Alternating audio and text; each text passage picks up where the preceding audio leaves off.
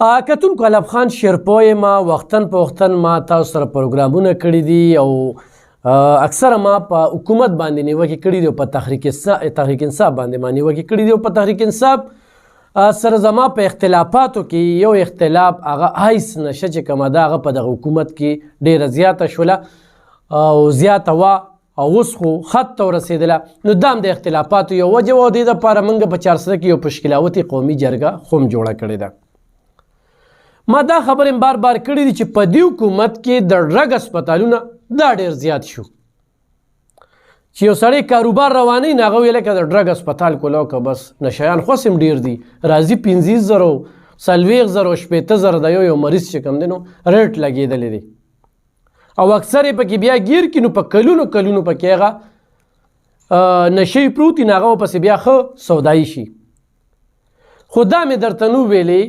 چې په دغه ډرګ اسپتالونو کې ډرګ خرڅېږي نو دا درته په دې ننني پروګرام کې وایم او دا مې هم درته نو ویلې چې دا ډرګ اسپتالونه زیاتره چې کوم دی نو دا د پی ټي آی والا کسانو ویستلي دي. او په نن ورځ زه د مردان اکسایز ته سلام پیش کوم خراج تحسین ورته پیش کوم چونکې دا د هغوی ډیوټي ده خو خراج تحسین ورته په دې پیش کوم چې د مردان نه رالل خو په چارسده کې دا پولیس چې کوم دی دوی ته پته ونه لګېدله. زموږ د چارسدې پولیسو ته د ډرګ والا پته نه لګي چونکې انټرنیشنل ډرګ مافیا په دې چارسده کې پرته ده خو دې پولیس ته پته نه لګي په دې ورته پته نه لګي چې هغوی له شوړې روانې دي او دغه شوړو باندې خپلو بچو له رزق وړي. ډېر افسوس دی راته چې پولیس ورسره نه وی میلو مجال شته خو څوک ډرګ خرڅ کړي. نو ګرانو کتونکو د مردان پولیس لګي شوي د اکسایز والا د چارسدې په مندڼي کې د یو ډرګ سنټر باندې چاپه وهلې ده د هغې نه چرس هم برآمد کړي دي د هغې نه آیس هم برآمد کړي دي او د هغې نه نور غیر قانوني څیزونه برآمد کړي دي او په دغه کې د ماشومانو سره بلتکار کېده 2 ماشومان یې ورته نه ګرفتار کړي دي. هغه ماشومان چې ښکلي وو نن موږ روزانه ویو ماشومان غیب شو ماشومان غیب شو. زه به هغه والدینو ته وایم چې د ډرګ اسپتالونه وګورئ چې دې کې ماشومان دي. د ډېرو ورځو نه به خلکو وي چې لکه په دې اسپتالونو کې ډرګ خرڅېږي زموږ غوږو ته به خبر راتله خو د پولیس او دلته کې ادارې ډي اس بي محکمه شته سپیشل برانچ شته آی بي شته پولیس شته دوی ته چې کوم دی نو دا پته نه لګي چې په دې اسپتالونو کې دننه څه کېږي. د اکسایز د مردان نه کسان رالل 2 ښکلې ماشومان هغه هم برآمد کړل او د هغې نه ډرګ هم برآمد کړل او ورسره چرس هم برآمد کړل. او ګرانو کتونکو د اسپتال والا تعلق د چا سره د انصاف والا سره کوم چې د انصاف چغې سورې وخي دوی د خپلې پارټۍ نه د انصاف دا نوم لري چې د سره خو پکې انصاف شته دی نه په یو ځای کې هم پکې انصاف نشته. دا نوم خو د راتلونکي الیکشن کې ختم کړي ګوره دا دغلا پن دی دا دغلا پالیسي ختمه کړي. او دې پی ټي آی والا هم قسم خوړلی دی چې الف خان دې لګیا وي هېڅ هم نشي کولی قام موږ پسې بیا هم ولاړ دی او الیکشن بیا هم ګټو او دا حقیقت هم دی ښه. نه د عمران خان صاحب 50 لک کورونه چاته په نظر راځي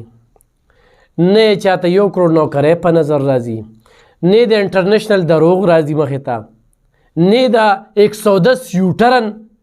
چې د 110 خبرو نه وروسته شوي دا چاته په نظر نه راځي.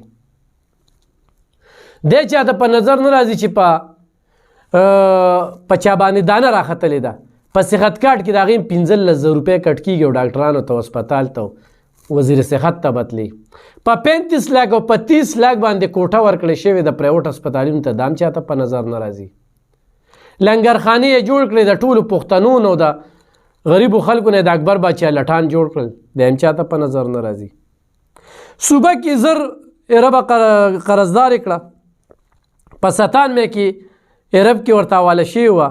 951 مې ته ورسوله دا هم چاته په نظر نه راځي. ترقیاتي کارونه د سره ونه شو دا هم چاته په نظر راځي. د ګرانۍ بنیاد یې کېښود دا هم چاته په نظر نه راځي. آی ایم اف ته به نه ځمه خودکشي به وکړم کچکول به ماتوم دا هم چاته په نظر نه راځي. ترهګرو ته بتې ورکول قلنګونه ورکول دیم چاته په نظر نه راځي بیا هم خلک ووټ ورکوي نو خبره حقیقت ته نو غالب خان ځان له ډېر هم لګي نو دا خبرې په چا اثر نه کوي خو دیم چاته په نظر نه راځي چې ډرګ مافیا په دې 10 کاله کې په دې پښتونخوا کې څومره زیاته شوه تاریخ راوالی دونه ډرګ مافیا او د آیس چې کوم دی هغه نو زیات شوي او تعلق یې د دغه جومات سره دی هسپتالونه په دې تاریخ کې دونه نو زیات شوي چې څونه په دې 10 کاله کې ځای په ځای د ډرګ هسپتال دی ځای په ځای د منشیاتو هسپتال دی د نشو علاجونه کوي دا هم چاته په نظر نه راتلل دا په دې 10 کاله کې دا زیات شو او بیا په هسپتالونو کې هیروین خرڅېږي دا هم چاته په نظر نه راځي او چې هیروین څوک خرڅوي هم د انصاف والا دی دا هم چاته په نظر نه راځي بهرحال زما کوشش دی زه خو په خپل بیان در کوم خپل غاړه وخلاصوم زه خو به ورته ښیم چې کومه دوغله پند او دوغله پالیسي ده او دې نه پس هم قام نه پیږي نو خدای دې زموږ په حال رحم وکړي خو ګرانو کتونکو نن د مردان پولیسو اکسایز والا چې کومه چاپه وهلې ده یقینا د ستایلو ده چې د 1.5 کال نه د 1 کال نه په دغه هسپتال کې کسان ځان سره ساتلو او بیا ماشومان به راوستل هغې سره بلدکاري کېدله دا ډېره عجیبه شانتې خبره ده هو قانون خو شته دی نګرانو کتونکو تاسو بله ورځ کتلي وي چې دلته کې هغه 2 نمبر د ګولۍ جوړې دي نه شیشتې نه الوسیپو اګمنټین چې دا په غټو اپریشنونو کې د استعمالیږي هغه کسان هم خوشي شو دا د 500 قابلو سره هم شوټ کولو بل زه ډیچو مخې ته ولاړم وي دا وي هغه ملزم دی ماشین پس راغلی دی په کوم ماشین چې وی پلتیس دی سزا او جزا نشته دی الله دې زموږ په دې ملک کې سزا او جزا راولي چې د حق فیصلې وشي او انصاف په حقیقي معنو کې وشي ولې چې چا د انصاف چغې وهلې هغې خو راکړه دوکه